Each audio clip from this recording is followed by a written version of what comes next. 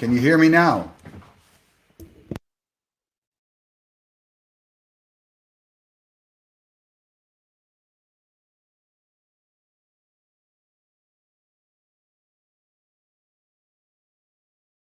Yeah, should be good now. Let's go again. Can we have some sound? Do we have sound?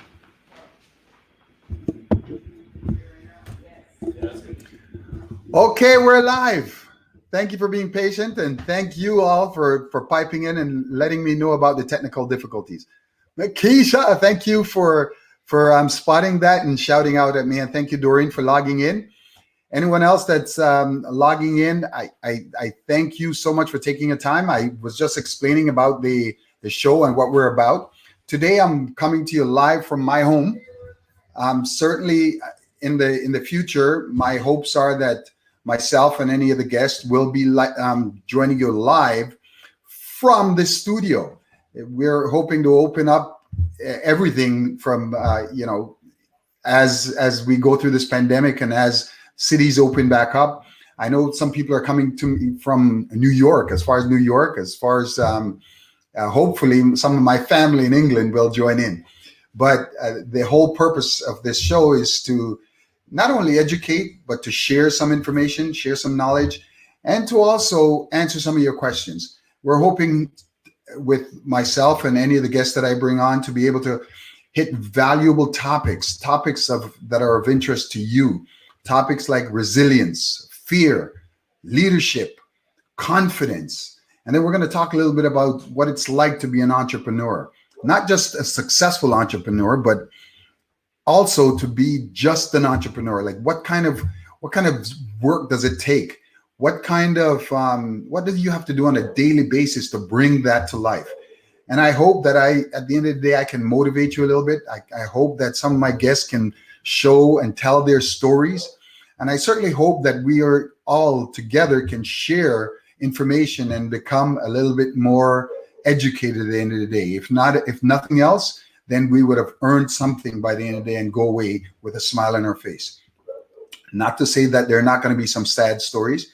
As we go through people's stories, not only of what's happening in this pandemic, but throughout their lives, some of the people that I've chosen that are tremendously resilient, that have gone through so many different things in their life, that I'm hoping they will be able to share their deep stories with you and show that no matter where you are in your life and what stage you are, there's always an opportunity to fight through, to be resilient, and to accomplish what it is that you need.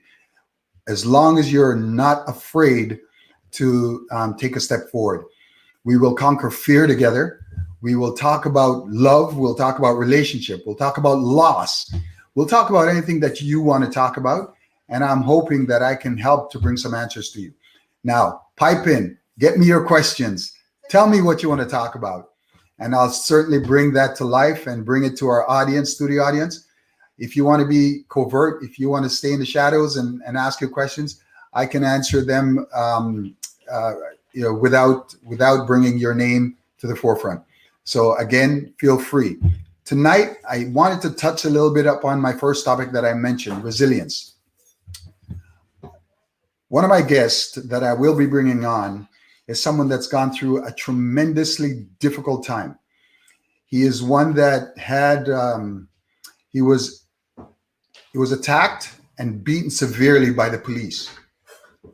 Now, this person was also made with some trumped up charges and almost ruined his life.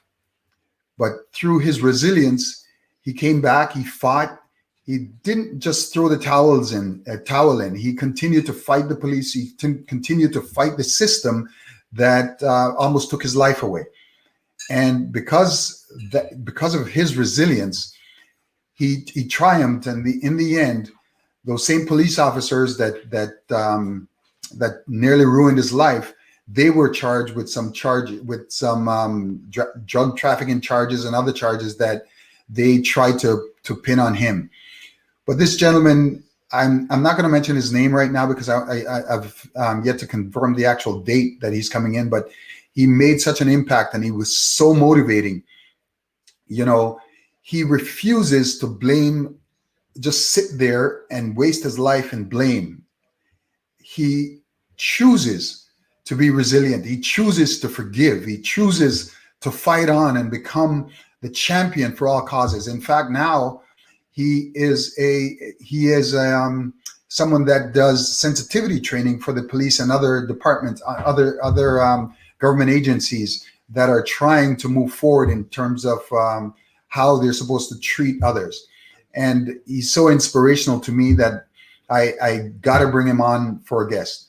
There are several other people that I have, but I have to keep them secret for now. But I'd love to hear from you. If you have someone within your community or outside of your community that you'd really love to hear, I would love to hear from you. Tell me who they are, and we would love to talk to them and bring them on the show. Someone asked the question, what made me become an entrepreneur? Okay, good question. And in fact, so quickly. Thank you for Doreen for that question. After 30 years of corporate experience, well, I'll go a little bit further back. If you read my LinkedIn profile, I often mention myself as a serial entrepreneur. And I'll tell you how that started. Ever since high school, I've always wanted to become a business owner of sorts, an entrepreneur. Now, at the time, I didn't understand the difference between an entrepreneur and self-employed. And that's something that we'll cover later. But I wanted to become an entrepreneur because I simply wanted to own something. I wanted to do something and be in charge of something that I could foster and I could bring to life and see it through to success. Now, that's not always easy, but from high school, I joined forces with a friend of mine, and we tried several businesses.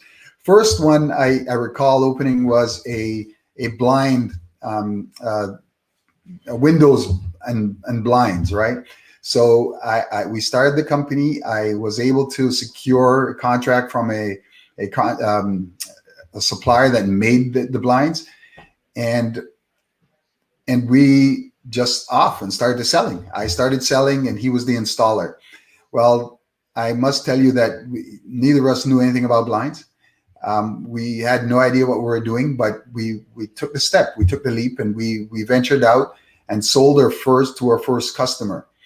Well, after the customer bought the blinds, it came time to install it, and we went up to, I think they were on the 40th floor. It was a condominium, and we stood on the edges of the window and had no clue what we were doing to install these blinds. And it turns out that the blind didn't fit. We just didn't measure properly.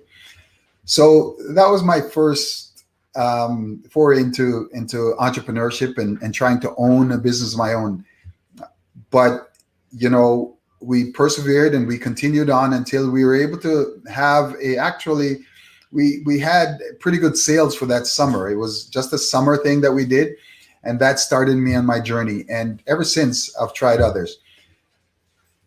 In the 80s, I opened up in the early 90s, we opened up a hair and beauty supply shop. Now, I know you may look at me and say, well, what does a bald guy know anything about hair? Well, I say to you, who's going to know better than a guy that's traveled the gamut, who's had hair, who's had lots of hair, and who has no hair? So I can speak intelligently on whatever it takes to have or not have here. But, you know, needless to say, we ventured there, and there were some lessons learned from that as well. And you know, there are always lessons that you're going to learn from entrepreneurship. But what brought me to the foray for my latest venture, it was the need to do something bigger, the need to do something for the community, the need to do something that I could leave as a legacy. Now, when we first opened the business, of course, some of you that may know, we opened VR Planet here in Ajax. And it was a challenge to start with. It was myself and my two sons. We ventured out, we prepared a business plan, and we jumped in with both feet. And certainly there were some challenges for a new business, challenges for just so many other things. But we continued, and we're still alive. But obviously, COVID hit, and we had to close down. But we didn't completely close down. We pivoted, and it's a term that everyone's gotten to know so much more about. But being an entrepreneur is something that I've always wanted to do, like I mentioned earlier, and it's something that I encourage those that have a dream, that have some kind of passion for something. I'm not going to tell you just go ahead and follow your passion and jump into something that's completely crazy. I'm saying do your research, but do not fear. Do not be afraid. Don't be crippled by it. Something that I always have issues with, that someone who may have a talent, may have a passion, may have a drive for something, and because of the negativity that may be spewed by others, or sometimes just because of their own fears, they hesitate to achieve their dreams, or they hesitate to step out of bounds and try it. Steve Harvey is one to talk a little bit about. I think his thing is jump. It says jump. Take that step. Take that stride. Make sure that you go out there and do something before, because it's always better to, I always say, regret is the worst thing that you can feel. At the end of your life, if you're regretting the things that you did in your life, then that's got to be a horrible feeling. So, while you're young, while you're old, while you're mid-age, it doesn't matter what age you are, what stage you are in your life. I think it's important to really focus in on what your dreams are, what your drive is, and do not ever be afraid. If you're afraid, call me up. I'll tell you a few things about fear. Don't be afraid to take a chance. Okay. So yeah, that was my entrepreneurship journey. But I want to touch back on some of my other subjects. We're going to cover, I talked about a little bit about fear, and, I've seen and I've experienced it, and I've heard and seen so many other people that have this dreadful disease called fear. There's a saying that I like to use, and it goes like this. Fear is a reaction. It's something that you just react to. But courage is a choice. So sometimes when we're faced with adversity, or we're faced with something that's happened in our lives, because the fear of our past experiences, or we refuse to go forward because of the fear of our past experiences. But I urge you, get whatever help that you need. If it's a friend, it's a mentor, if it's someone that's in your circle that genuinely cares about you. Sometimes all we need as a community, and I can refer to our community as the Black community, we're afraid to share what we're going through. This year or last year was particularly tough on so many of us that I think resilience showed its head.